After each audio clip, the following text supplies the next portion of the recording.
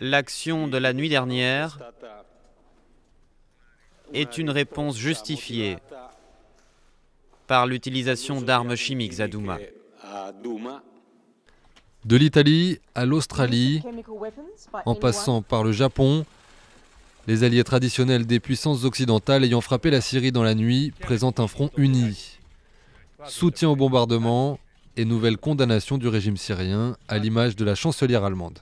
Nous soutenons le fait que nos alliés américains, britanniques et français ont pris la responsabilité de cette manière en tant que membres permanents du Conseil de sécurité des Nations Unies.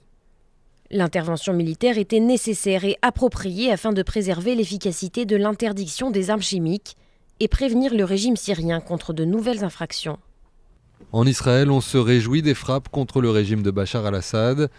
Le ministre de la Construction, Yoav Gallant, a estimé sur Twitter que cette attaque était un message important adressé à l'axe du mal constitué par l'Iran, la Syrie et le Hezbollah. La Turquie, opposée aux Occidentaux depuis son avancée militaire contre les Kurdes dans le nord de la Syrie, est cette fois sur la même longueur d'onde. Nous considérons l'opération menée contre le gouvernement syrien par les États-Unis, le Royaume-Uni et la France comme une réponse appropriée. Sans surprise, l'Iran, allié de Damas, condamne les frappes. Sur un réseau social, le guide suprême Ali Khamenei qualifie Donald Trump, Theresa May et Emmanuel Macron de criminels. De son côté, la Chine se dit opposée à l'usage de la force et réclame un retour dans le cadre du droit international.